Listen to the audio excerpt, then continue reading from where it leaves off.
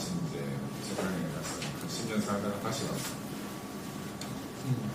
그때 김여생도 여름 나이 때에서 나는 이제 대학교 군에서 일하고 있었고, 그때 김여생 만나는데 경제 가서 밥도 한 번씩 먹고 그때 생각이 나고, 여러분 이제 목사님 만나가지고 뭐 많은 이야기 했겠지만 내가 무슨 이야기를 해줄까, 무슨 이야기도 여러분 도움이 되겠나, 저를 오늘 해봤는데, 내가 우리 이 병원 이름이 남산병원이잖아요. 어서 오세요.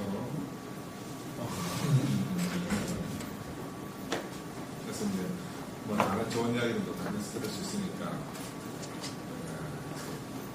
병원 이야기하고 내 이야기.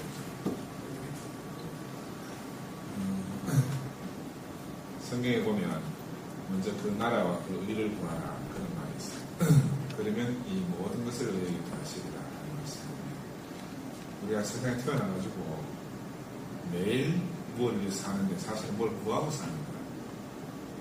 내가 여러분 학생이니까 열심히 공부해서 성적도 구해야 되고, 또 나중에 좋은 직장을 구해야 되고, 또 좋은 배우자를 구해야 되고, 인생은 이제 처음부터 태어나서부터 살면서 계속 뭘 구하고 살아요. 그런데 내가 구하는 것이 정말 내게 도움이 되는 것일 수도 있고 또 아닐 수도 있는데 우리는 다 알 수가 없어. 그런데 이제 그 성경은 우리에게 뭘 구하라 하는 거 아니에요. 먼저 그 나라와 그 의를 구하라 이렇게 얘기해요. 그 나라와 그 의가 무엇인지 우리가 다 알 수 없잖아요. 도대체 성경에서 말하는 하나님의 나라는 어떤 나라고 하나님이 말하는 의는 어떤 것인가 잘 모른다. 우리가 여기까지 들어가면 이제 그들한테 배우는 게 제일 먼저 해부학을 배우면 해부학을 배우면 해부학 생략을 배우는 것은 정상적인 사람의 상태를 먼저 배웁니다. 여러분은 지금 그렇게 어떻게 되는 걸 우리는 그렇게 배웠어요. 그 다음에 우리가 2학년이 되면 병리학을 배워요. 왜냐하면 이제 정상적인 사람을 알아야 그 잘못 비정상적인 사람을 이제 알게 되잖아요. 정상을 모르면 비정상이 뭔지도 모르겠고, 그러면 저는 인생도 이제 진짜 구할 것을 알아야 되는데 진짜 구할 것을 알지 못하면 엉뚱한 것을 계속 구하게 됩니다. 아이들이 뭐 자기가 가지고 노는 게 좋은 건데 엄마 보고 달라고 그러는데 칼 같은 거 달라고 하면 자기는 호기심에서 막 가지고 싶고 놀고 싶지만 부모가 볼 때는 너무나 위험하니까 막 말리거든. 그러면 자기가 원하는 걸 못 얻어서 울기도 하고 이렇게 하잖아요.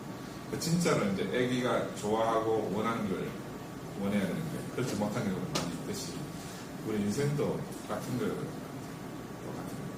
그래서 내가 내 이제 명함에 아이디, 명함을 주면 명함 안에 이제 내가 아이디가 있어요.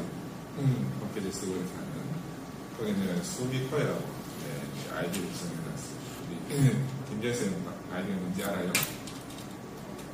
많이 써요. 나는 왜 수미코에 이제 이렇게 아이디를 정해놓는가 하면 나는 신경을 쓰니까 이제 늘 환자들이 이제 호흡이 잘 안 되는 사람 많이 만나잖아요. 기관지 것도 많이 하고. 그러면 그렇게 사는 사람도 있고 또 그렇게 했지만 죽는 사람도 있어요. 늘 이제 사경을 헤매는 사람들 사회적에 살면서 인생이 무엇인가 똑같은 여러분들 이제 환자를 보게 되면 그런 경험을 합니다. 인생은 어떻게 보면 숨이 코에서 탁 떨어지면 아무것도 아니라 숨이 붙어 있으면 인생인데 숨이 딱 떨어지면 그냥 죽은 그 물체로 전락합니다. 그래서 나도 내전 탈 때는 허무감도 많이 느끼고 수술하러 들어갈 때는 멀쩡한데 수술하고 나서 돌아서 죽어서 나온 젊은 사람들 보면 너무 가슴이 아프고 그럴 때는 내가 이제 이 퍼미션 받을 때 환자한테 도망가러 가고 싶을 때도 있어. 이게 수술하고 난 50, 살라면 50도 죽고 하면 50도인데 그런 갈등도 느끼기도 하고 참 그 사람 사는 게 이게 뭔가 싶기도 했었어요. 근데 목사님 만나가지고 이제 인생이 무엇인가, 인생은 우리가 뭐 휘황찬란하게 표현하지만 사람에 대해 정의가 많이 하잖아. 사람을 생각하는 동물이다, 사회적 동물이다, 뭐 여러 가지로 정의를 많이 하지만 성경은 뭐라고 정의하는가 하면 숨이 코에 붙은 게 인생이다. 하나님이 코에 생기를 불어넣어서 상권이 되게 하니까 이게 인생이 되었다. 그렇게 말합니다. 근데 이게 어떻게 보면 이게 아무것도 아니라 숨이 있어야 인생이라고 말할 수 있고 숨이 끊어지면 아무것도 아닌 인생인데 그럼 이 인생을 가지고 우리는 뭘 하려고 노력을 해요. 그래서 항상 구하는 거야. 내가 보기에 좋은 것. 사실은 내가 보기에 좋은 것도 진짜 되게 좋은 건지 모르고 내가 어제 습득하 배우고 하는 것들이 있거든. 그래서 내가 좋은 것들을 구하고 이렇게 사는데 평생을 좋은 것을 구하고 있어. 근데 평생을 구해서 구한 사람도 있고 구하지 못한 사람도 있고. 그래서 평생을 구해서 구하지 못한 사람은 허무하게 되죠. 허무하게 되고 세상을 비관하게 되고 인생을 원망하게 되고 원망하다 보면 이제 자기를 낳아준 부모도 원망하게 되고 근데 그 대부분의 인생들이 그렇게 돼요. 엉키게 되면 헤어나올 수 없는 상황으로 빠지게 돼요. 나는 우리 목사님 만나가지고 그런 헤어나올 수 없는 상황에서 내가 이렇게 건짐을 받았습니다. 사람은 자기를 위해서 살 것이 아니고 자기를 치유신 일을 위해서 살아야 된다. 아무도 내게 그런 명제를 가르쳐준 적이 나도 이제 어릴 때부터 교회를 다녔거든. 근데 아무도 하나님을 위해서 살아야 된다 라고 가르쳐준 사람은 없어. 일반 종교에도 보면은 왜 교회 다닙니까? 왜 성당에 다닙니까? 가톨 불교를 믿습니까? 하면은 내가 잘 되기 위해서 하나님을 믿고 내가 복 받고 그 다음에 뭐 죽어서 좋은 데 가고 그게 대부분 사람 생각에 좀 더 원하면 뭐 공부 잘했는데 뭐 하나님 기도 열심히 해가지고 좋은 데 가고 싶어. 기도 열심히 해서 좋은 배필 만나고 싶어. 뭐든지 안 되면 기도하는 거야. 일반 종교인들은. 종교를 안 믿는 사람들은 자기 열심히 노력했어. 그래서 이제 옛날에 이제 이렇게 전도할 때 보면 전도하다 보면 전혀 교회를 하나님 모르는 사람들이 그래 예수 믿으면 천당 가고 예수 안 믿으면 지옥 가는데 우리나라 이순신 장군은 내가 천당 갔으니까 지옥 갔으니까 이렇게 보는 사람들이 있어. 그러면 황당해지는 거야. 왜? 그 사람이 생각할 때 이순신 장군은 참 나라를 구한 사람이고 훌륭한 사람이고 뭐 잘못이 없는 사람인데 그런 사람이 천당에 못 간다 하면 자기는 하나님에 대해서 하나님 불의하다 생각해요.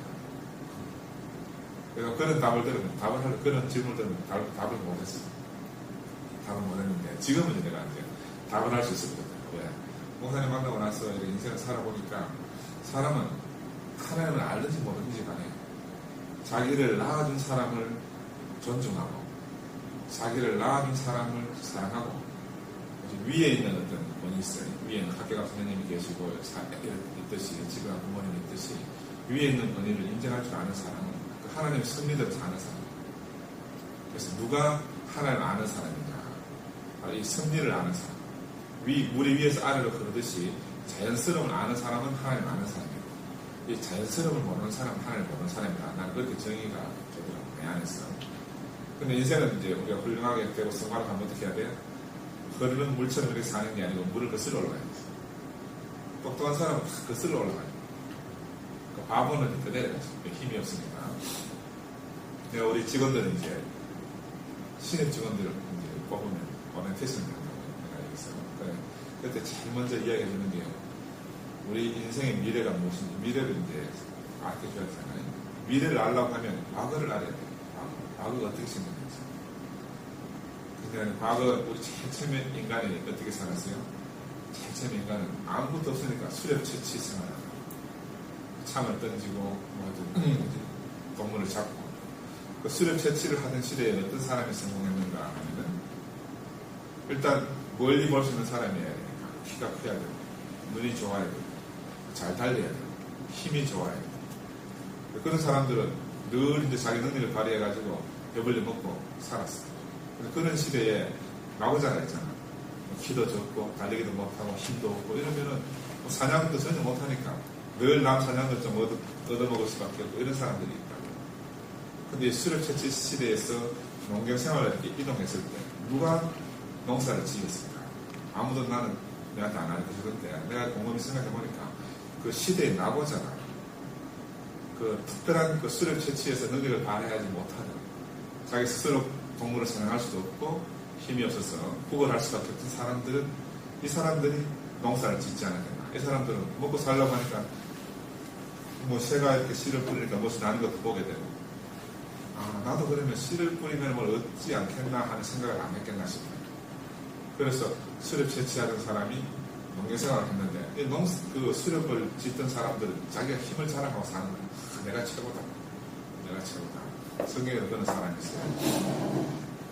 근데 어느 날 보니까 나는 실컷 사냥해서 먹고 사는 것이 내 먹고 사는 것밖에 안 돼. 그렇게 해봐야 오늘 좀 남으면 바깥에 넣어놨다가 내일이나 모레쯤 먹을 수 있는 정도인데, 옆에 저 매일 빌빌하던 친구, 힘이 없어 사는 못하는 친구는 어느 날 농사를 짓기 시작하는데 보니까 얘는 농사를 지어가지고 자기도 먹고 내년에 먹을까지 막 쌓아놓는 거예요. 생산성이 수렵 채취하던 시대에서 농사를 짓는 생활을 싹 옮겨지면서 생산성이 엄청나게 좋아지고 있어요. 그래서 내가 만약에 이제 수렵 채취하는 사람들을 여러 가지 자기한테 뭐야, 니는 매일 사냥하고 살아라, 농사 짓고 살아라. 당연히 생산성이 좋은 농사 짓고 살아라고 이렇게 말할 수밖에 없겠지. 그러면 이제 농사를 짓고 사는 사람, 대부분 사람들 농사 짓는 데로 이동했는데, 농사를 짓다 보면 여기서 또 이제 열심히 사는 사람과 열심히 안 사는 사람이 갈려있어요. 그럼 여기는 또 이제 지주가 있고 서당이 있고, 어떤 사람은 이제 열심히 농사 지어서 저축하고 사는데, 어떤 사람은 열심히 농사 지어가지고 매일 노름하고 이러면 그거 다 떨어먹잖아. 그럼 결국 남의 밭어드가 살아야 되니까 그 지주하고 서당하고 이렇게 나누어지게 돼요. 그래, 농사 짓는 이 농경 생활에서 우리가 도시화, 산업화 시대를 넘어오게 되잖아요. 그럼 누가 넘어왔을까? 여러분 책 같은 거 읽어보면 그 농사 짓는 시대, 그 농경이 주축, 지주시대, 봉건주의 시대에, 이 시대에 힘이 없는 사람들, 소작농 사람들의 아들들은 뭐 자기 인생 희망이 없으니까, 에라 모르겠다, 도시로 가자. 도시에는 뭔가 하여튼 좋은 일이 있는다고 소문이 들리니까, 그렇게 해서 다 도시로 이동하게 됐죠. 도시로. 그래서 도시에 가서 자기 능력을 100% 개발해가지고, 거기서 사업도 하고, 이렇게 해서 이제 자본주의 사회에 맛을 들이게 되고, 열심히 사는 만큼 성공해서 부를 이루게 됐잖아요. 그리고 항상 어떤 시대를 옮겨가는 사람들을 보면은, 나는 보니까 우리 내 혼자의 생각이라 그 시대의 낙오자들이 옮겨가서 성공하게 됐어요. 그래서 이제 산업화 시대에서 현대 이제 자본주의 시대, 정보화 시대로 이렇게 넘어왔잖아요. 산업화 시대가 이제 한 200년 가까이 됐다. 그러다가 이제 여러분 잘 아는 빌 게이츠나 스티브 잡스나 이런 사람들이 이 정보화 시대에서 새로운 인물로 나와. 이 사람들이 어떤 사람이라? 다 시대의 낙오자들. 왜? 대학을 제대로 다닌 사람들이 없어. 왜? 대학에 적응이 안 돼. 왜? 지금 대학은 산업화 여건을 만들기 위한 교육제도를 가지고 200년 전에 만들어진 교육제도를 가지고 지금 여러분이 교육하고 있는 거예요. 그러니까 이 교육은 지금 현 시대가 요구하는 필요한 사람들과 잘 안 맞는 거예요. 이 사람들은 적응을 못하지. 적응을 못해서 이제 따로 나와가지고 새로운 아이디어를 가지고 사업을 이렇게 해서 세계에서 최고로 가는 가수들이 되었잖아요. 이런 이제 일련 현상들을 보면 꼭 세상 거슬러 가서만 성공하느냐, 밀려가는 사람들이 한테 보이는 세계가 따로 있습니다. 성경은 어떤 사람들을 위해서 쓰여진 책이라면 어떻게 보면 그 시대에 낙오된 사람, 아브라함을 하나님 부르실 때 아브라함아 너는 내가 네게 지시한 땅으로 가라 이렇게 아브라함을 불렀어요. 처음에. 근데 그 아브라함은 어떤 사람이냐면 아브라함이 살던 시대 갈대아 우르라는 곳은 다 하여튼 점을 치고 우상을 섬기고 그렇게 하면서 성공을 질주해 가던 사람입니다. 아브라함은 그 시대에서 성공을 할 수 없는 사람입니다. 그래서 다른 사람한테는 들리지 않는 하나님의 소리가 들립니다. 하나님이 꼭 아브라함만 푹 찍어서 아브라함아 니만 내가 이빠니까 니는 내가 지시하는 곳을 가라 이렇게 하지는 않았을 거야. 다른 사람들은 자기 일이 잘 풀어지고 잘 되고 하니까 그런 소리가 들리질 않아요. 여러분 만화에 같은 데 보면은 막 애들 개미들이 하는 이야기 듣잖아. 애들이 어른들은 절대로 개미 이야기 못 들어요. 그지? 그런 것처럼.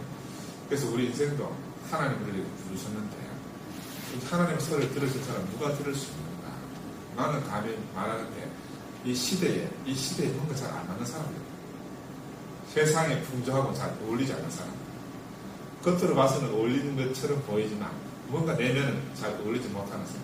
그래서 인생의 답을 찾고 하는 사람들에게만 하나님의 소리가 들린다고 생각합니다. 그래서 지금 이제 내가 이제 57인데 지금 인생을 살아왔는데 어떻게 보면 내가 우리 목사님 만나지 않았으면 내가 인생이 어떻게 됐겠나. 내 인생에 좌표도 없이 내가 이렇게 인생을 허비하지 않았겠나. 우리 목사님들 말씀하시기를 이제 사람은 자기를 치우친 자를 표현하고 사는 것이 사람의 본분이다 이렇게 말씀하셨어요. 근데 목사님은 자기 치우친 자를 표현하고 사는 거 오늘 내일 만나봤겠지만 늘 하는 일이 나를 지으시니 나를 창조하시니 나를 복주신 일을 늘 말씀하고 사시다. 나는 어떤 삶을 살아야 돼? 나는 우리 목사님이 나를 불렀거든요. 아까 우리 김여사님 말씀하셨다시피 상관은 나와 같이 살자 이렇게 불렀다는 거예요. 불렀으니까 나는 어떻게 살아야 되나? 나는 나를 부르신 일을 표현하고 이렇게 살아야 되나? 나를 부르신 일. 실제로 살다 보면 그렇게 돼요. 여러분들 이제 앞으로 살다 보면 그렇게 되는데, 그다음에 병원을 하게 된 계기도 그렇고, 병원을 하면서도 결국 나는 이 병원을 통해서 무엇을 표현하고 살아야 되는가? 이 많은 병원들이 세상에 있잖아요. 근데 그런 병원들하고 똑같이 내가 그런 병원을 해야 되는가? 그래서 이제 이런 생각을 많이 했었는데 그건 아니라서. 그래서 우리 여러분 여기 보면 우리 병원의 미션 이거 여기 핵심 가치 이런 것들 있는데, 이거는 일반 병원에는 이렇게 할 때 잘 없어. 일반 병원에는 최고의 병원이 되자 뭐 이런 것들, 매출을 많이 올리자 이런 것들이 이제 표가 된다. 나는 곰곰이 생각해 보니까 인생은 왜 사는가? 왜 하나님은 사람을 지었고 사람은 하나님을 구하고 살아야 되는가? 결국은 잘 따져보면 우리 행복해지는 게 있어요.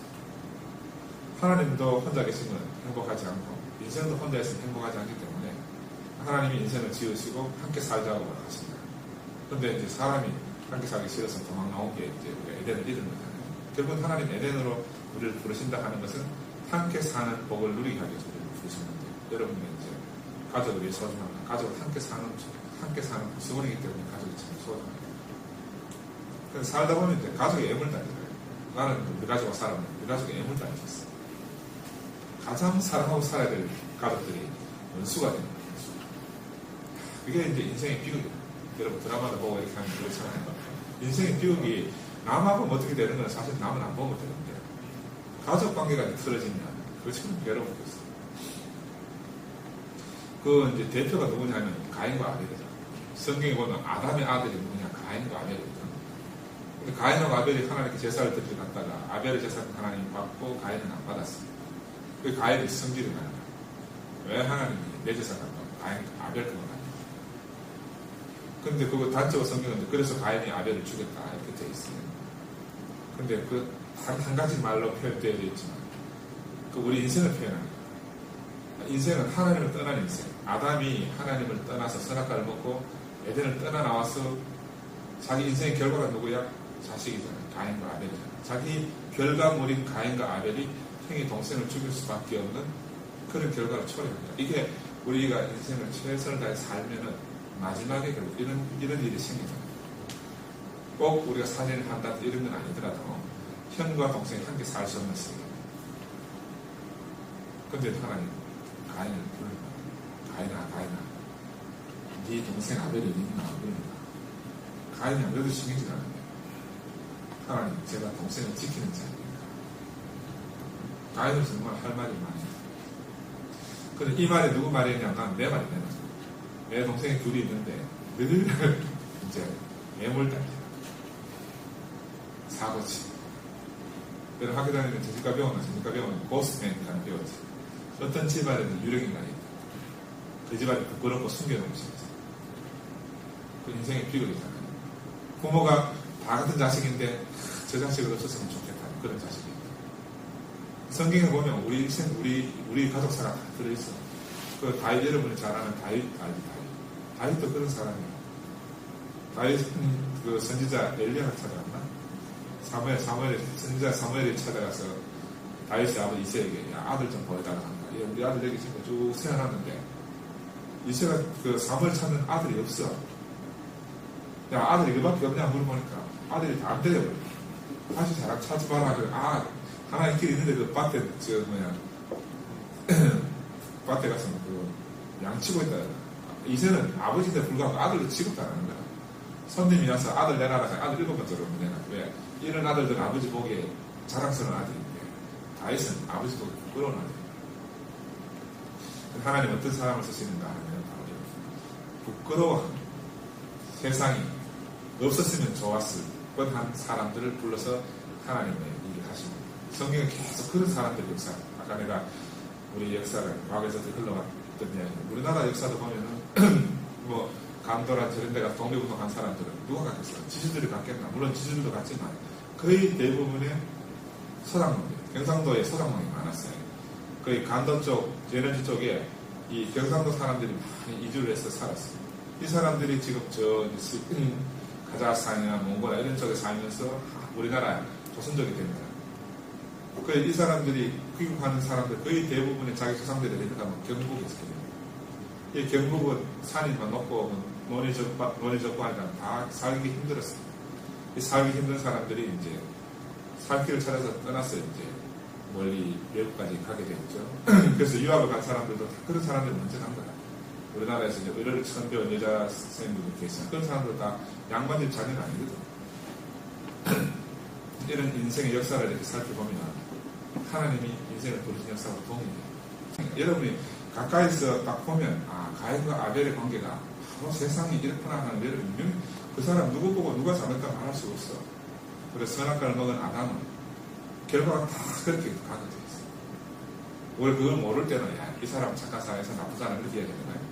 세상에 착한 사람도 없고 나쁜 사람도 없고 선악과를 먹은 아담밖에 없는 거야. 아담밖에 없어. 그래서 나는 이제 신경과를 했잖아요. 내가 신경과를 대성할 수는 없겠다는 거예요.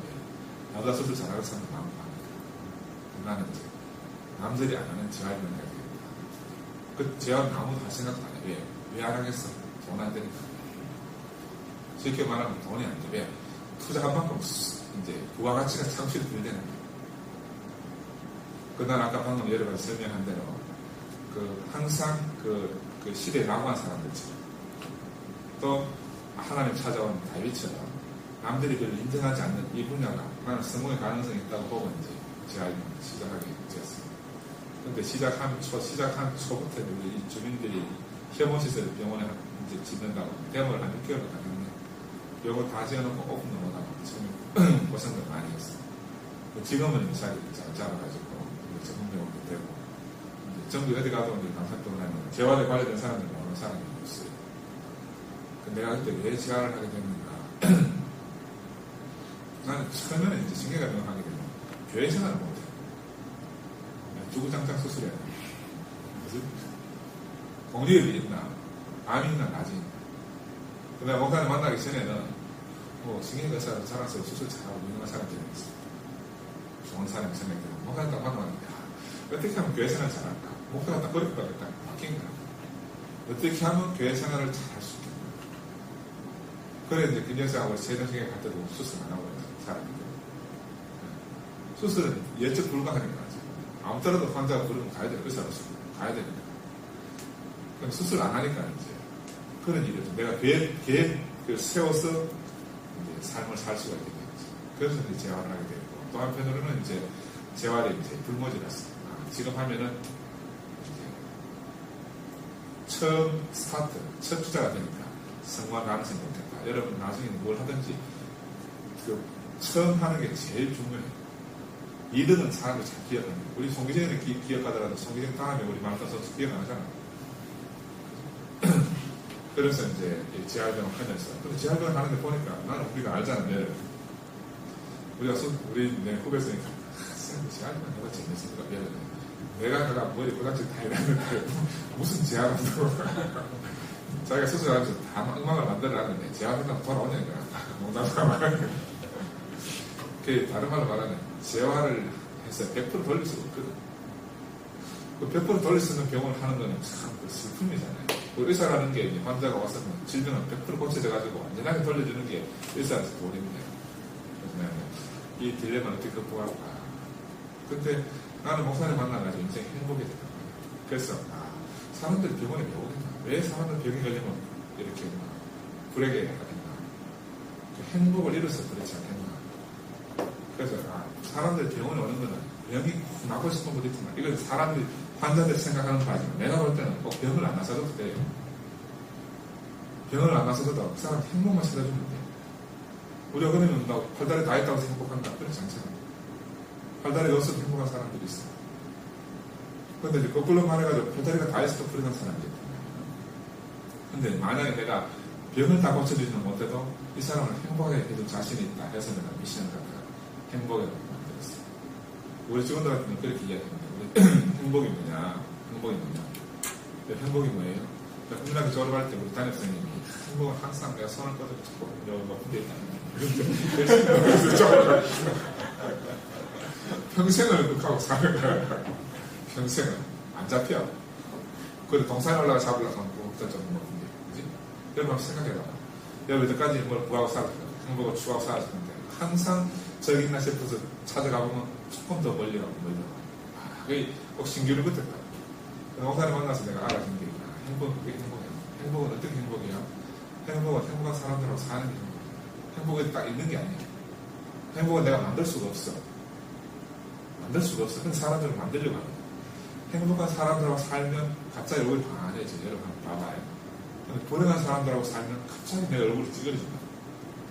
미국에 이제 그때 LA 가보니까 라스베가스 가고 부자들 따로 살아. 동네나 바닷가에 쫙 좋은지. 왜 그렇게 살겠나? 문을 딱 열는데 거실에 얼굴이 하나. 내 인생이, 내가 아무리 돈이 많아도 내 인생이 그렇게 행복해지지 않는다. 그 문을 딱 열고 나면 그냥 바닷가도 보고 좋은 경치도 보고 이래야 좋잖아. 왜? 그래서 이제 비싸지만 그런데 돈 주고 사는 거야. 사람은 행복해집니다. 근데 그런데 돈 안 들여도 행복하게 살 수 있는 방법이 있다. 어떻게? 내 주변에 행복한 사람들 물려 있으면 돼. 불행이라는 소리가 사라진 사람들하고 살면 돼. 행복에 대해서, 그 불행에 대해서 생각, 시간적 여유조차 없는 사람들하고 살면은 나는 계속 나도 행복에 전염이 됩니다. 전염. 우리 병원에 환자들이 다 불행한 사람들이에요. 전부 팔다리 못 쓰고 말 못하고 안 보이고 그러니까.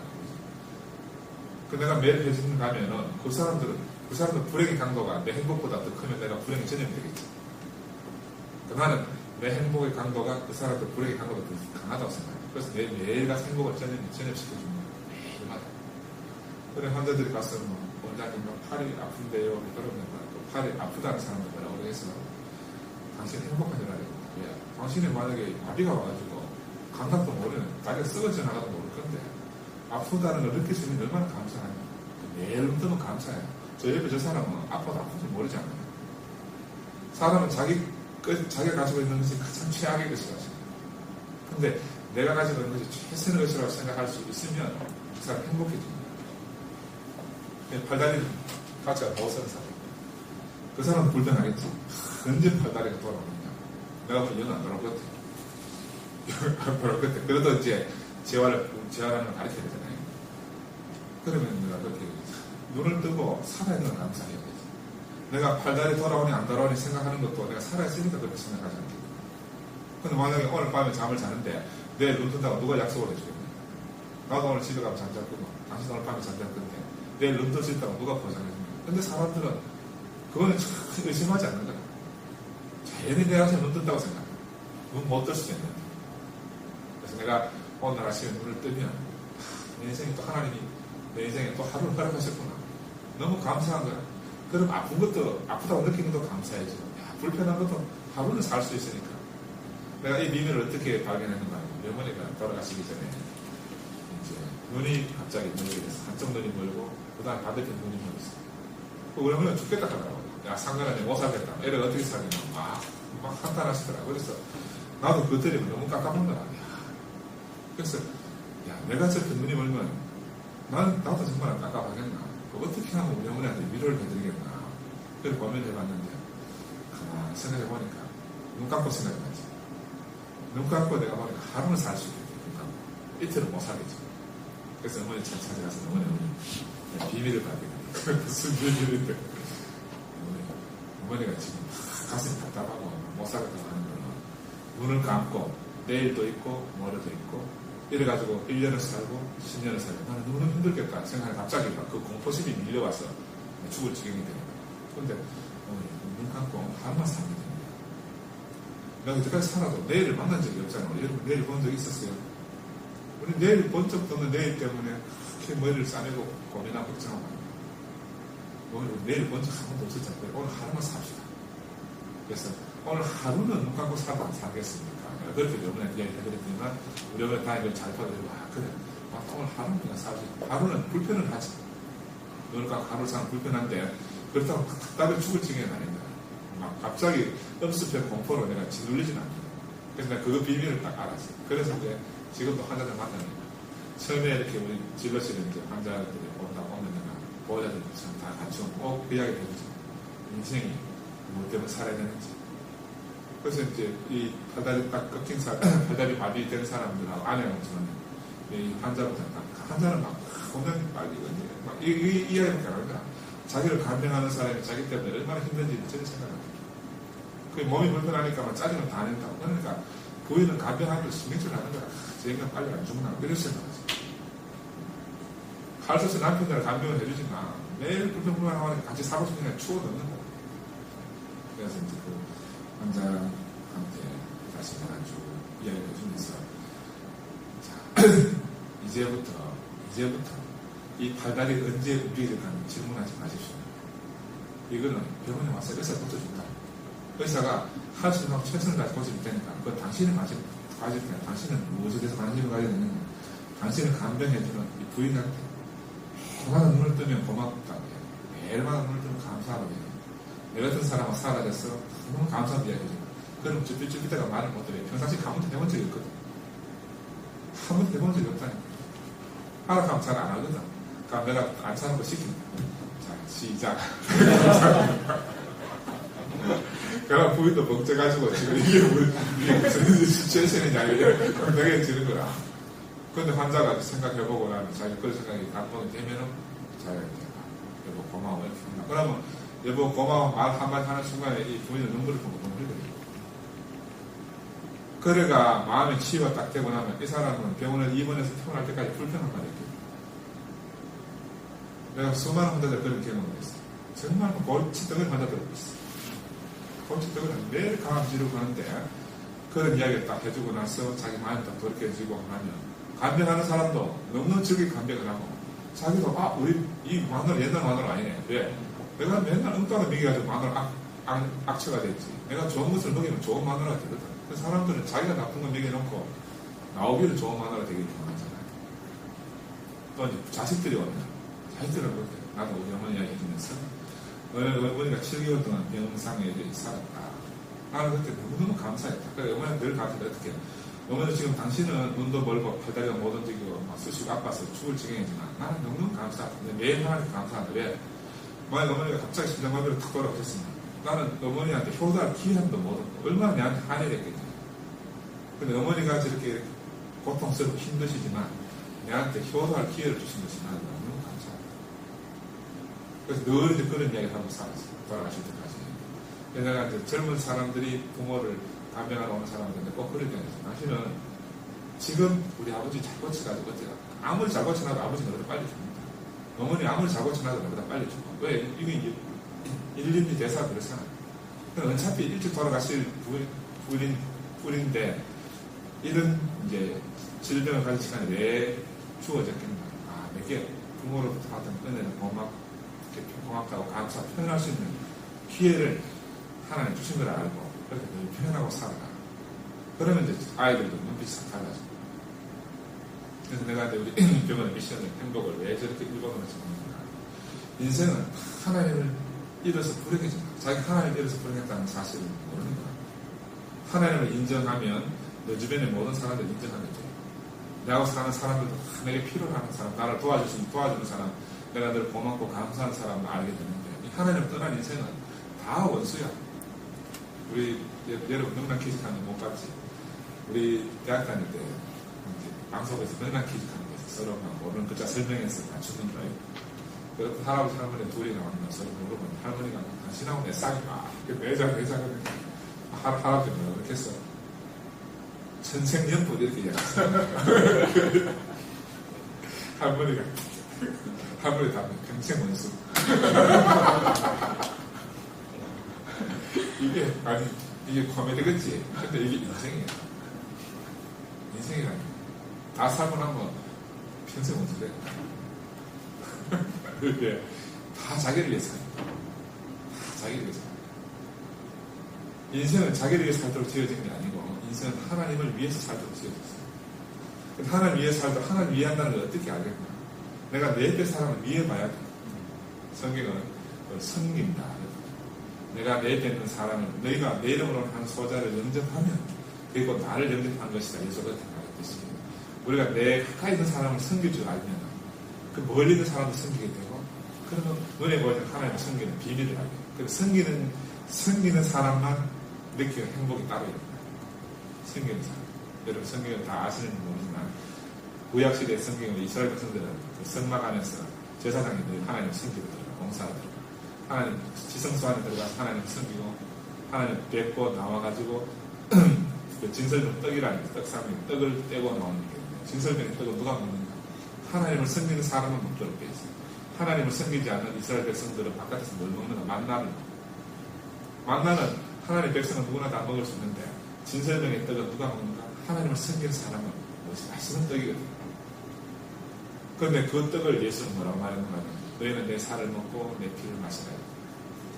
이 떡을 먹고, 이 떡이 곧 내 살이다. 이 잔이 곧 내 피다. 예수를 먹고 마실 수 있는 사람은 누군가? 예수를 섬기는 사람. 근데 섬기는 사람은 행복해요. 불행한 사람들을 보면, 늘 불평불만하는 사람들은 섬기지 않는 사람.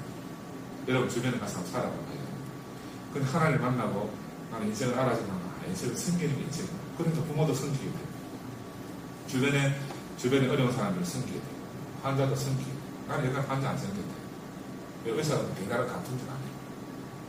그들 환자를 아래로 보는 거야. 거의 대부분 의사들 그렇게 살아요. 물론 그렇지 않은 의사도 많아요. 나도 그 중에 한 사람입니다. 근데 목사님 만나고 나니까 이 인생이 뒤바뀌었어. 가불관계가 싹 뒤바뀐 거예요. 나도 행복해지고 환자도 행복해지는 비밀을 발견했어요. 여러분 꼭 이 비밀을 알아요. 이 비밀을 모르면 의과대학이라는 교육 커리큘럼 자체가 가장 에고이스트를 만들잖아요. 가장 최고의 의사를 만든다는 것이 가장 에고이스트를 만들어요.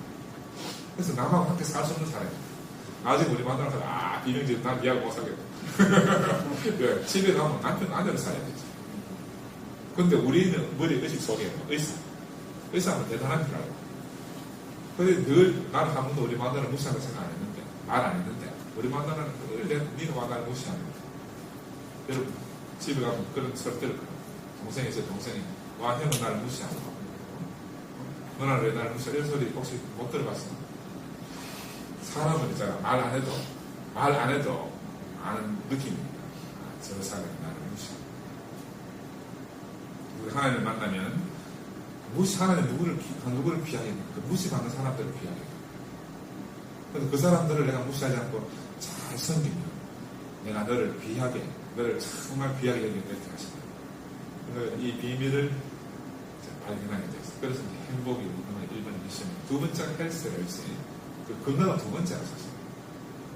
우리는 인생을 건강하게 살려는 게 목표가 아니고 사실 행복하게 살기 위해서 건강도 필요하고, 행복하게 살기 위해서 돈도 필요하고, 행복하게 살기 위해서 직업도 필요하고, 행복을 잃으면 다 잃어버려요. 그래서 유명한 철학자가 죽음에 이릅니다. 절망적. 그래서 이 세 번째가 희망이에요. 희망. 우리 환자들은 갑자기 어느 날 갑자기 중풍 걸려서 왔으니까 인생 희망을 다 잃어버립니다. 정말 그 답답한 시점은 아무도 모르죠. 그래서 저는 왜 희망을 우리가 미션으로 삼았는가. 저 사람들에게 인생은 살아가는 가치가 있는데 나를 가르쳐주는 게 있어요. 물론 환자들한테는 이제 그렇게 표현하는 당신은 사회에 복귀할 수 있습니다. 가정을 복귀할 수 있습니다. 팔다리는 얼마쯤 있으면 훨씬 좋아질 겁니다. 말은 음악 훈련을 잘하면 좋아질 된다는 말 하지만 내가 진짜로 주고자 하는 것은 인생이라는 힘을 주고 싶었어요. 호흡. 세 번째 희망이죠. 희망이 없어지면 인생은 죽어요. 우리는 왜 오래 살고 싶고 또 길게 살고 싶은가? 날마다 하나님 인생에 베풀어 주신 이 잔치가 큰 이제 기대가 되게 돼요.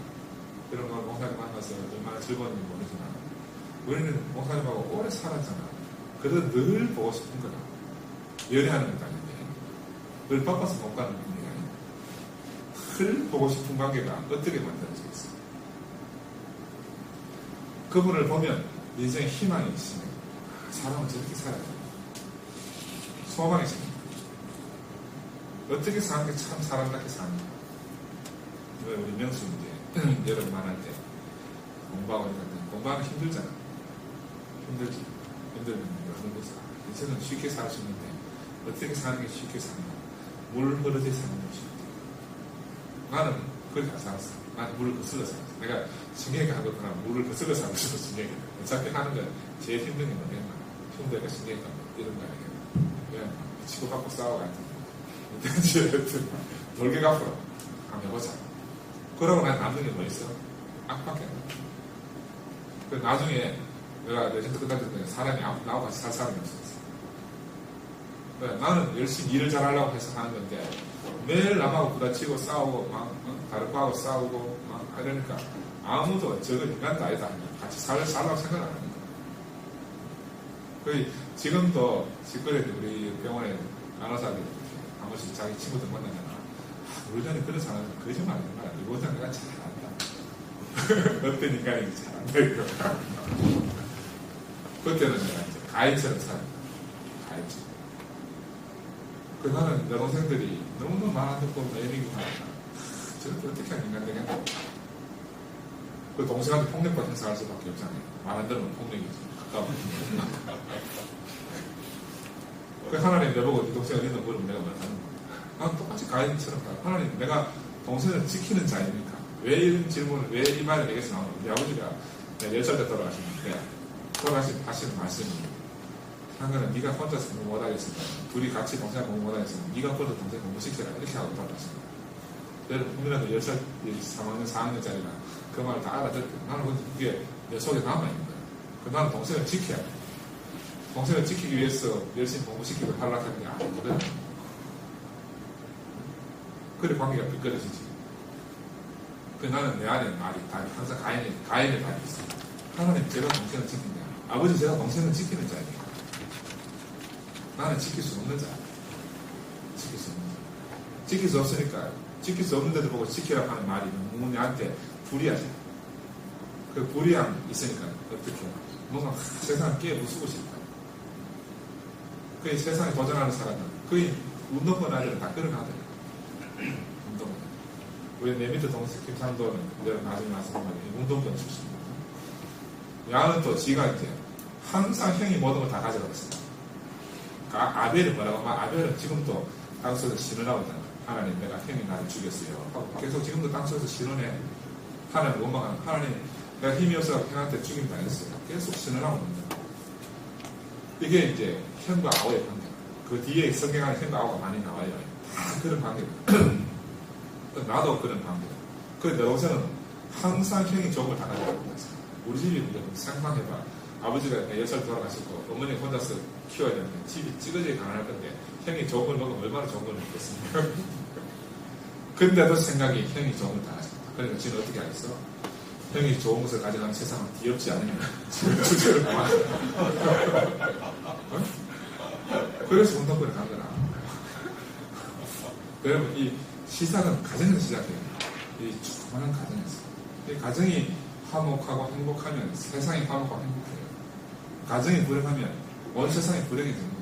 여러분 운동권 뛰 나온 사람 내가 그 집 가정을 물 안 받아 그 집은 다 그래 생겼어요. 다 전투적으로.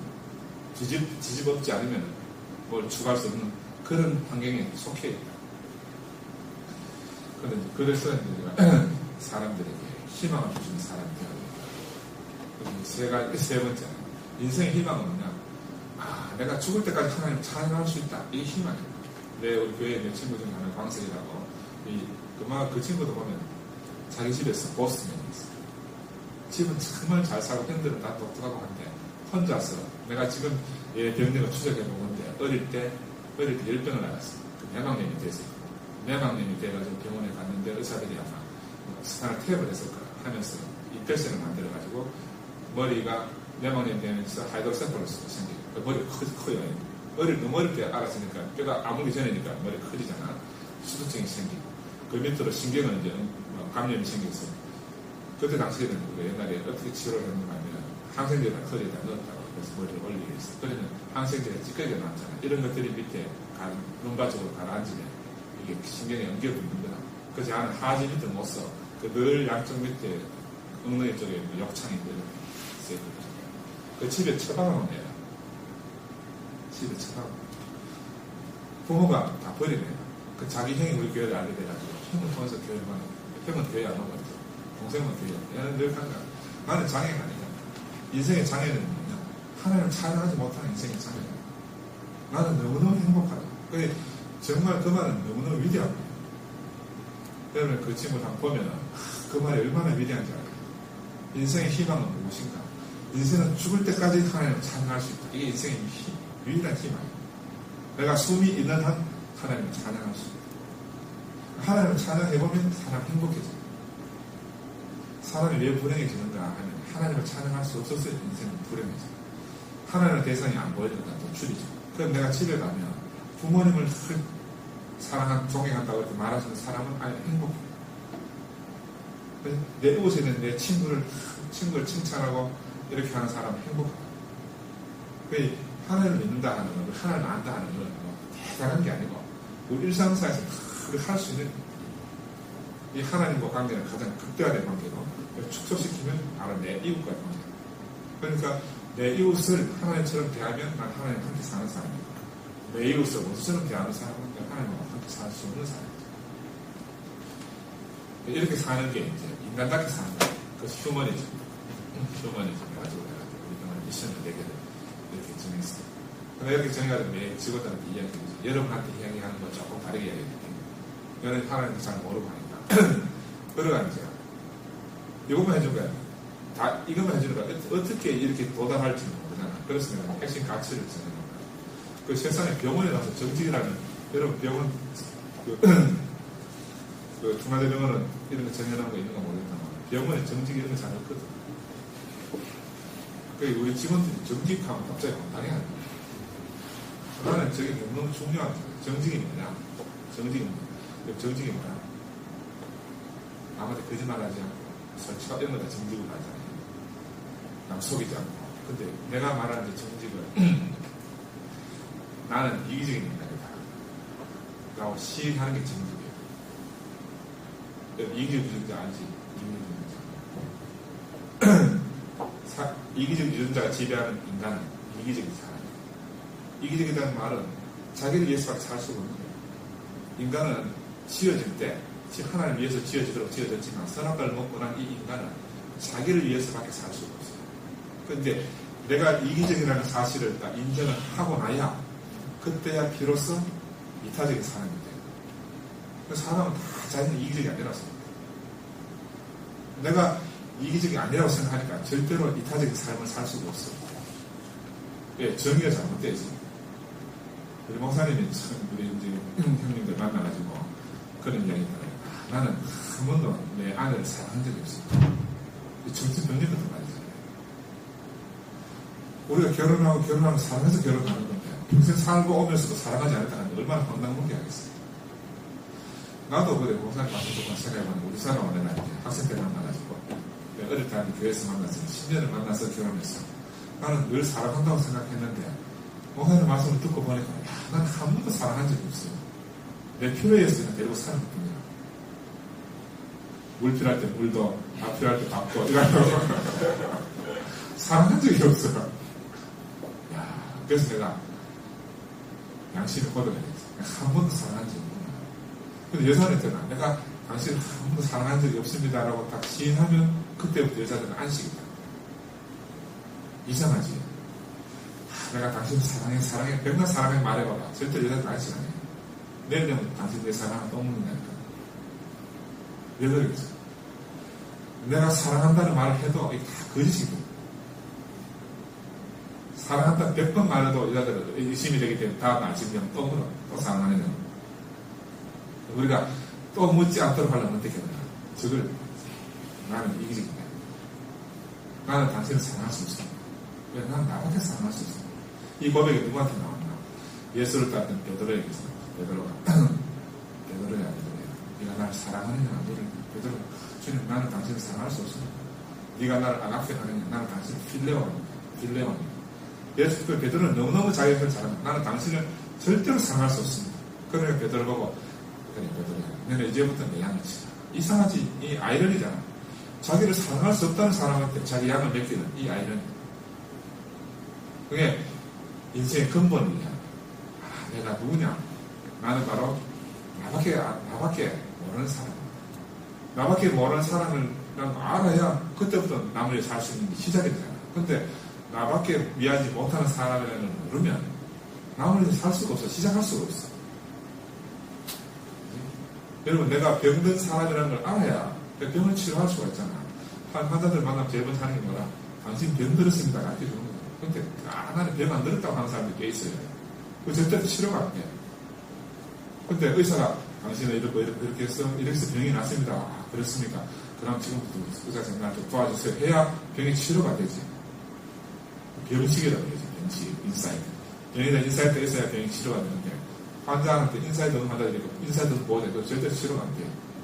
그런 사람하고 매일 싸우죠. 마찬가지로 우리 인생도 똑같아요. 아, 나는 이기적이다. 남을 위해서 하는 행동도 자기를 위해. 남을 위해서 오리를 가자 해서 오리를 가라. 성경이 그런 말이지. 그러면 오리밖에 못 가. 난 심리도 갈 수 있다 이러지.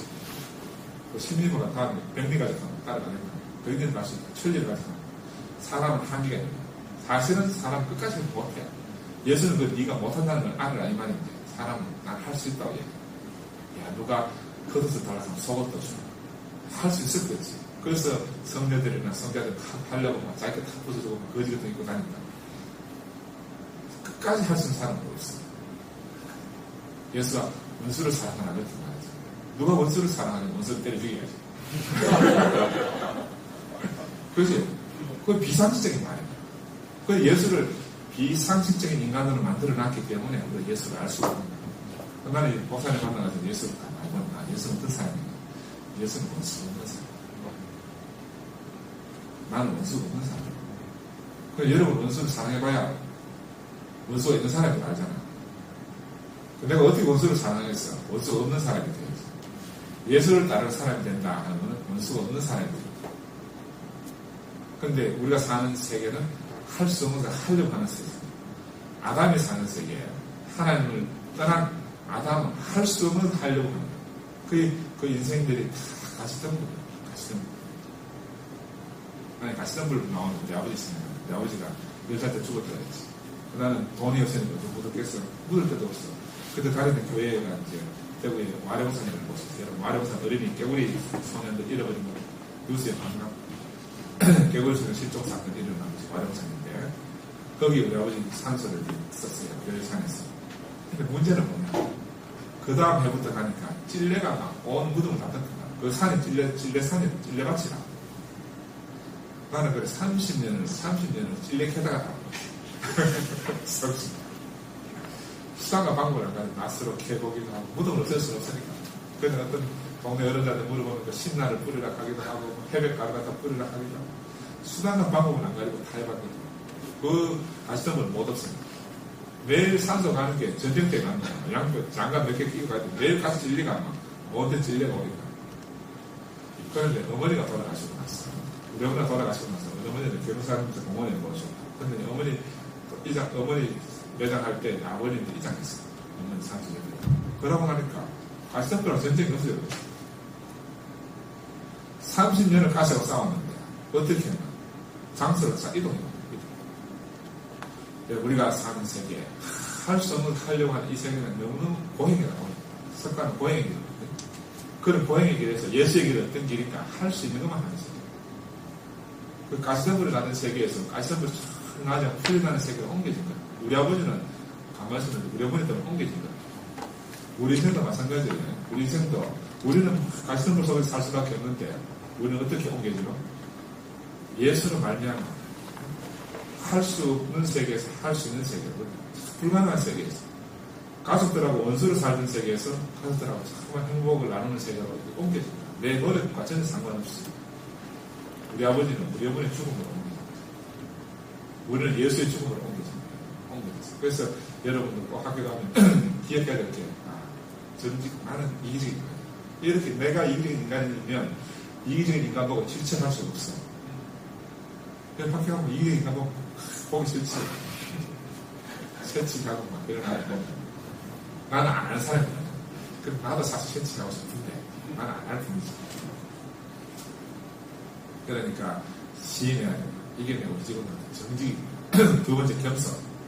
정직한 사람이 되면 그 다음 겸손한 사람이 자동으로 되는데 우리 목사님은 겸손을 어떻게 하는 거지? 알리 알지? 여러분 무슨 알리 아는? 알리는 옛날에 내가 어릴 때는 텔레비에 알리 권투 나오면 온 세계가 난리야. 나비처럼 날아서 벌처럼 쏘아가지고 정말로 그 덩치에 가벼웠고요. 아무나 맞으면 그냥 낙해요. 근데 알리 앞에 가서 동네 건달에 가서 자기 니하고 야구 맞짱 떠볼래 할 수 있겠나? 한 번 맞으면 가는데. 그래 알려면 나 주먹 없습니다 그래야지. 나는 주먹 없습니다. 이 겸손이야. 왜?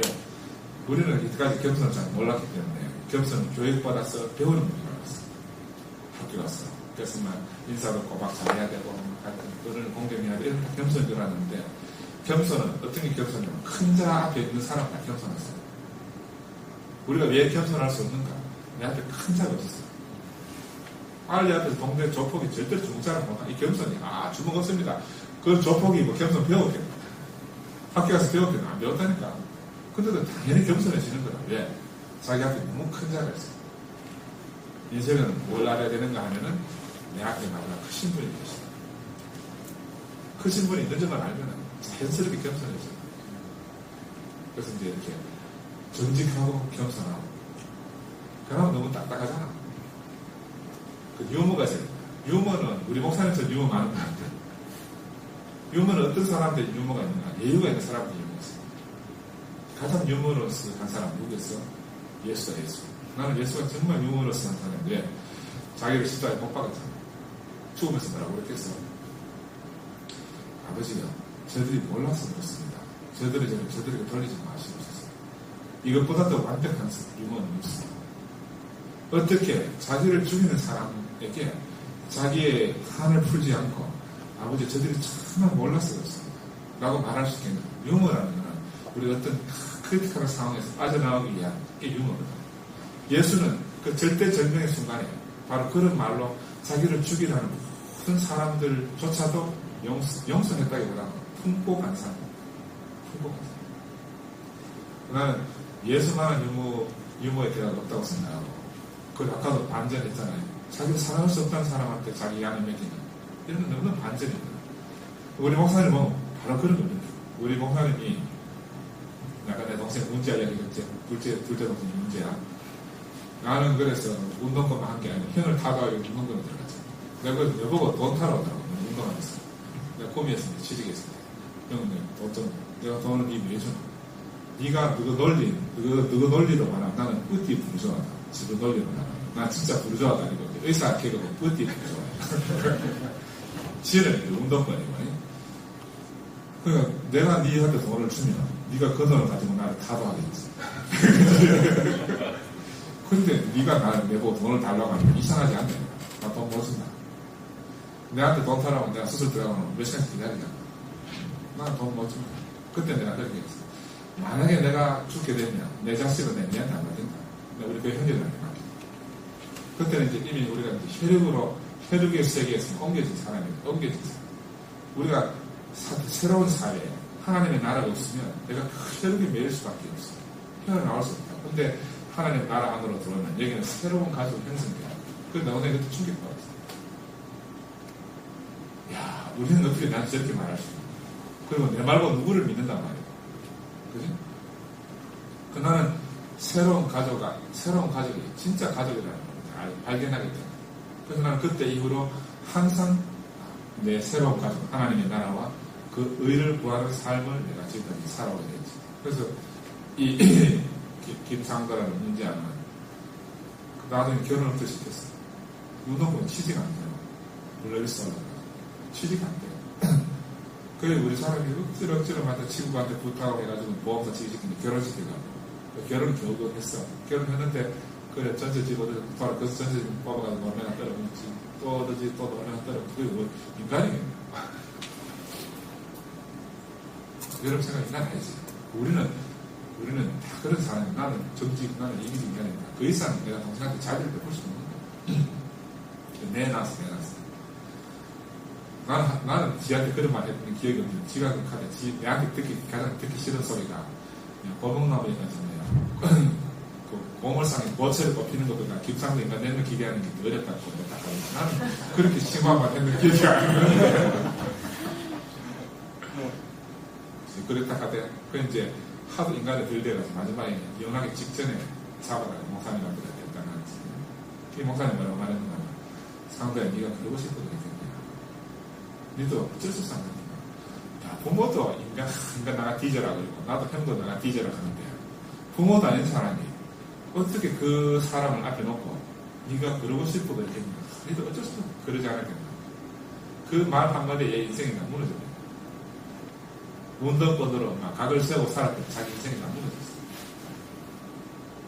근데 내가 그 말을 곰곰이 지금 20년 넘게 생각해 봤는데, 목사님은 어떻게 해서 그런 말 할 수 있었던가? 여러분, 솔로몬이 재판하잖아요. 두 여자가 자기 아들한테 했을 때, 솔로몬이 그 배를 갈라고 반드시 나가. 솔로몬이 어떻게 그런 지혜가 나와서 진짜 엄마 찾을 수 있을까? 그런 진짜 엄마 찾아서 진짜 엄마 생명을 살려야 되니까. 난 안 가져가도 좋으니까 저 사람 주라고 해서 살려. 근데 네가 진짜 엄마라고 명판계를 했잖아. 그래서 내가 교회 다닐 때, 솔로몬스는 지혜를 주십시오. 지혜를 달라고 기도하고 솔로몬스는 되나? 안 되지. 그 예수처럼 어떻게 자기를 죽이는 사람한테 하나님 저들을 용서해 주시오. 이런 마음이 나오네. 난 몰랐어. 근데 우리 목사님은 보니까, 저 때려 죽이기 싫은 사람한테 네가 그러고 싶어 그랬겠냐? 네가 어쩔 수 없어 안 그랬겠냐? 이런 말 어떻게 하겠냐? 그 나중에 알아지는 것이 목사님 자신이 그런 사람. 자기도 인생을 성공하고 싶고 하여튼 잘 살고 싶고 했는데 하여튼 뭔가 안 풀려가지고 밀려서 지금까지 오신 거예요. 그 자기 앞에 있는 사람이 하는 축복의 말씀이고 자기에게 하는 축복의 말씀. 내가 그 비밀을 딱 알게 된 거야. 우리 목사님도 여러분 나중에 장사하다가 막 빚지고 해가지고 저 모아둔 거 쓰면서 막 야반도 제한 그 히스토리가 들을 기회가 있었더라고요. 백고생이 빨리 올려야 되는데 빚쟁이가 잡으러 오면 안 되는데 막 그렇게 어쩔 수 없이 도망 나와야 되는 그 처절한 심정. 근데 그 처절한 자기 입장이나 지금 자기 앞에 와 있는 이 사람은 똑같은 사람이에요. 예수가 가나마나 현장에 붙잡힌 여자를 보고 사람들 데려가가지고 모세의 율법을 전이 사람을 돌로 치라는데 네가 그래 선지자라면 이 사람 어떻게 하겠나? 예수가 얼마나 머리가 복잡하겠어. 어떻게 하면 살리고 싶겠냐? 그래 예수가 땅에 짝대가 끄덕끄덕 하는 말씀이 누구든지 죄 없는 자 있으면 이 여자 돌로 치라. 예수가 지혜로워서 그런 게 아니라고 생각합니다. 우리처럼 머리가 비상해 좋아서 그런 말 할 수 있는 게 아니고 어떻게 하면 이 사람을 살릴까 하는 마음이 예수 아니거든요. 근데 우리 목사님을 봐도 여동생한테 그런 말을 할 수 있는 어떻게 해서 그 당시에 그런 말 할 수 있겠나? 어떻게 하면 이 아이를 살릴 수 있겠나? 내가 만난 사람은 그런 분을 만났지. 어떻게 하면 이 아이를 살릴 수 있겠나? 세상에 그런 분은 없어요. 그런 분은 없어요. 부모라도 한계에 부딪히면 버리게 돼 있다. 부모라도. 그런데 내가 만난 분은 바로 그런 분이에요. 어떻게 하면 이 애를 살려가지고 이 애를 온전하게 살려서 하나님을 찬양하는 사람을 만들어주고. 근데 이 쓸모없는 내 동생, 내가 봐서 인간적 쓸모가 전혀 없어. 나는 버렸지. 다윗의 아버지 이새가 다윗을 쓸모없는 인간이라고 버리고 그냥 바깥에 나가서 양이나 치라고 했듯이. 근데 이 내 동생을 목사님은 잘 부도가지고 인간을 만들어가지고 지금은 목사님을 표현하고 교회를 표현하는데 천하에 없는 사람을 만들었어요. 그 지금도 요즘은 완전히 명강사 돼가지고 세상에 나가서 뭐 말만 하면 아줌마들이 다 엎어져요. 어떤 아줌마들 자기 자식 안 돼가지고 문제 있는 아들 이런 아줌마들 줄 나름 있었거든. 그 아들이 문제가 네가 문제 되겠어. 거의 그 아줌마들이 전부 다 동생 말 듣고 교회 엄청나게 많은 사람이 교회에 오고 지금도 학교마다 불려다니까 명학부모 강사가 돼가지고 난리야. 왜 이렇게 됐겠냐? 우리가 다 필요 없다 하더라도 하나님을 쓰시면 유용하게 쓰신다. 하나님은 건축자의 버린 돌이 모퉁이의 귀한 돌이 되게 하겠다. 이 하나님 약속입니다. 우리는 살면서 어딘가에서 버려질 수가 있어요. 근데 나를 귀하게 쓰실 분이 우리를 기다리고 계십니다. 이게 얼마나 놀라운 비밀입니다. 놀라운. 그래서 우리가 이렇게 이제 정직하고 겸손하고 유머가 있는 사람이 되면 우리는 인생을 명예를 지키며 사는 사람이 될 수가 있어요. 인생이 명예를 지킨다 하는 건 할 일을 다 한 사람이 명예를 지킨다. 아너십은 인간으로서 가치 있게 산 사람에게 주는 거지만 진짜 인간으로서 가치 있는 삶은 어떤 게 가치 있는 삶인가? 하나님을 경외하고 하나님을 존중하고 하나님을 섬기는 사람이 인간으로서 가장 가치 있는 사람. 나는 이제 내 인생 비밀을 설명하는데 우리 직원들은 몰라요. 이게 말씀을 하는지 내가 직원들한테 설명할 때 다르겠습니다. 직원들한테 설명 다르겠습니다. 그렇지만 나는 우리 직원들도 바로 이런 나를 닮았으면 좋겠다는 마음으로 늘 이야기를 해주고 싶어요. 여러분도 이제 어린 나이에 이제 김 여생을 만나면 보기 큰 복이라고. 천국을 통해서 오는 형제들도 정말 큰 복이라고. 나도 여러분 나이 때 내 친구, 구평이라는 친구 통해서 교회에 왔거든. 교회하고 같이 공부하다가 잠시 쉬는 시간에 뭐 테이프 하나 꽂아. 쉬는데 머리 숙일 때 테이프 하나 듣고 해가지고 테이프들 듣고 이상한 사람이 말하는 거야. 근데 이상한 사람 말이 그전에 듣지 못한 말이야. 다 듣고 난 결론이 뭐냐면 상대는 네가 어디냐 이렇게 딱 질문을 하는 거야. 그 말에 토탈 여기야. 그 나는 내 속의 답이 난 부끄러워 스무스입니다. 아담은 네가 어디냐 했을 때 부끄러워 스무스입니다 하는 말이 내 거기 그대로 나와. 근데 누가 너를 부끄럽다 하는가? 가만히 생각하니까 아무도 나를 부끄럽다 하는 사람이 없는데 내 생각만 나를 부끄럽게 얘기해. 야, 그때 내가 충격을 받았다. 그때 이후로 열을 따라서 이제 공부고 나발이고 때리시고 교회를 간 거야. 공부고 나발이고 때리시고 정말로. 그래서 교회 가니까 너무너무 좋았어. 형들이랑 같이 사는 게 너무너무 좋았는데 그래만 정신없이 홀려서 사는 거지. 한 1년 동안. 홀려서 살다가 보니까 어느 날 정신이 떡 드는데 야, 내일 살다가 학교 졸업을 못했는데 매일 교회 가 살았으니까. 지금 같으면 그런 생각이 안 들 건데 그때는 아직 어린 엄마 철도 없고 여러분들도 친구 따라서 그렇게 정말 복된 성을 이끌어요. 사실은 복이 그냥 있는 게 아니에요. 누군가 복줄 사람이 내 손을 뻗어서 나는 그걸로 인도해 줍니다. 근데 어떤 사람한테는 그 손이 복된 손길로 보이고 어떤 사람한테 그 손이 복된 손길로 보이지 않는다.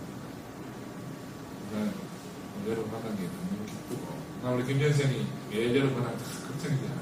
힘들 텐데 멀리서 다니면 혹시 사고로 안 날까 걱정도 되지만 또 그 가는 그 발걸음이 정말 즐거운 발걸음. 나도 김현생이 병원 지키고 나도 그렇게 열심히 하게 됐어. 그게 김현생이 하는 거랑 내가 하는 건 똑같은 일이야. 다른 사람이 아니다. 함께 산다 하는 건 한 사람으로 사는 거지. 두 사람으로 사는 게 아니다. 내가 할 일을 대신하는 거지. 내가 늘 범하고 감사하고. 제 형제가 가가지고 이제 여러분 만나고 즐거움이 내 즐거움이 되는 거야. 우리가 할 일은 내가 할 일이니까. 우리나라의 일. 근데 이 말을 여러분들도 많이 장사하면 여러분은 우리 같은 위치에 똑같이 앉게 됩니다. 그래서 또 오고 오는 많은 사람들에게 여러분이 가진 복을 나눠줄 때가 온다. 나도 여러분 나이 또래는 느낌을 즐거웠어. 어린아이가 생명이 자라면 장성해지면 어른이 되겠습니다. 여러분들도 장성해지면 그런 성공을 다 나눠줍니다. 여러분 학교 가봐 학교에 있는 많은 사람들이 어디로 갈 바를 모르고 쉽게 말하면 다 장에 가야 되는데 문문사를 가야 되는데 그런 쪽으로 장에 가는 사람들이 여러분 만난 사회 세상 사람 그런 사람들이 인생을 왜 살아야 되는지 목표를 모르고 사는 거예요. 인생은 어떻게 살아야 되는지 목적도 모르고 사는 거예요. 그런 사람들에게 인생을 왜 살아야 되는지 무엇 때문에 살아야 되는지 알려주는 사람이죠. 그러면 여러분 복된 사람이 될 수 있어요. 오늘 이 좋은 날 여러분 만나서 너무너무 기쁘고 감사합니다.